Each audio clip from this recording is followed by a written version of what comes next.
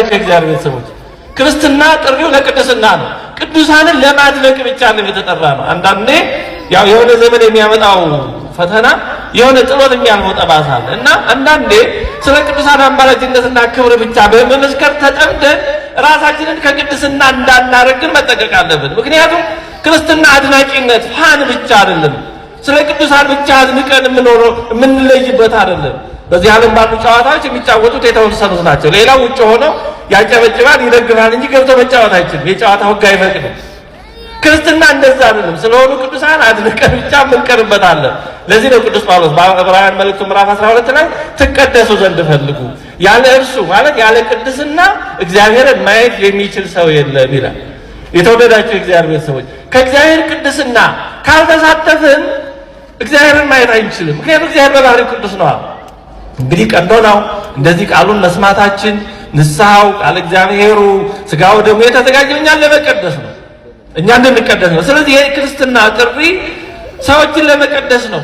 ክርስቶስ መስዋዕት የሆነው ቤዛ የሆነው ሰዎችን ለመቀደስ ነው፣ ቅዱሳንን ለማፍራት ነው። ታዲያ ይሄ የእግዚአብሔር ሐሳብ ተፈጸመ ወይስ ቀረ? ክርስቶስ ራሱን የተቀደሰ መስዋዕት አድርጎ ያቀረበበት ምክንያት ተፈጸመ ወይስ ቀረ? ተግባራዊ አማናዊ የሆነ ወይስ ቀረ የሚለውን የምናገኘው ከቅዱሳን ሕይወት ነው። ስለ ቅዱሳን ስንነጋገር እግዚአብሔር ልጁን እግዚአብሔር አብ አንድያ ልጁን ኢየሱስ ደግሞ ራሱን ለመስዋዕት ለቤዛነት የሰጠበት ምክንያትና ዓላማ መፈጸም አለመፈጸሙ፣ ፍሬ ማፍራት አለማፍራቱ የምናየው በቅዱሳን ሕይወት ነው።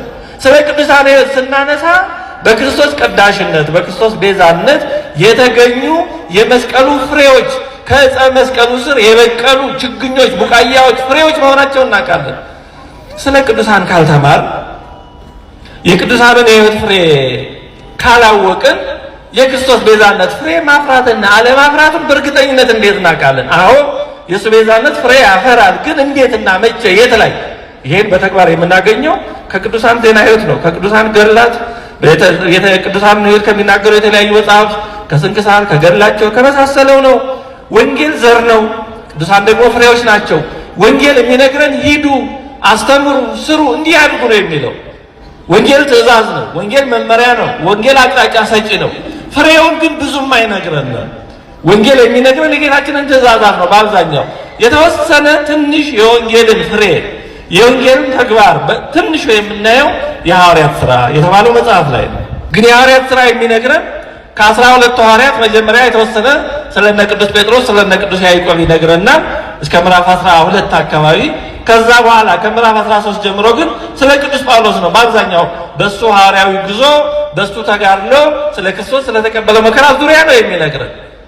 ከዛ ባለፈ ቅዱስ ማቴዎስ ምን እንዳደረገ፣ ቅዱስ በርቶሎሜዎስ፣ ቅዱስ ፊልጶስ፣ ሌሎችም ቅዱስ እንድርያስ፣ ሌሎች ሐዋርያት እንዴት ፍሬ እንዳፈሩ፣ እንዴት ወንጌልን እንደሰበኩ፣ ምን አይነት ተጋድሎ እንደተጋደሉ፣ ምን አይነት ፈተና እንደደረሰባቸው፣ እንደ በጎች በተኩላዎች መካከል እልካቸዋለሁ ብሏቸዋል። በምን አይነት ተኩላዎች መካከል እንደተጓዙ አይነግረንም መጽሐፍ ቅዱስ። እንደ በጎች በተኩላዎች መካከል እንደሚልካቸው ግን ነግሮናል። ግን እንዴት ተጓዙ፣ ምን መከራ ደረሰባቸው፣ እንዴት አለፉት በወንጌል ላይ ይህ ተጽፎ አናገኘውም። በሐዲስ ኪዳን ትንሽ ቅድም እንዳልኳችሁ በሐዋርያት ሥራ ላይ ነው የምናገኘው። የሐዋርያት ሥራ ቅዱስ ጳውሎስን ሮም እንደታሰረ ነው የሚተው። የሐዋርያት ሥራ ምዕራፍ 28 ድንገት ቅዱስ ጳውሎስ ሮም በቁም እስር ላይ እንዳለ ያቆማል። ቅዱስ ጳውሎስ ከዛ በኋላ ይፈታ ይገደል አይነግረንም። ከዛ በኋላ ባሉ የቤተክርስቲያን ታሪክ መጽሐፍት ነው ቅዱስ ጳውሎስ ምን እንደሆነ የምናገኘው። የተወደዳችሁ የእግዚአብሔር ቤተሰቦች፣ ስለዚህ ስለ ቅዱሳን ስንማር ስለ ወንጌል ፍሬ እየተማርን ነው ማለት ነው።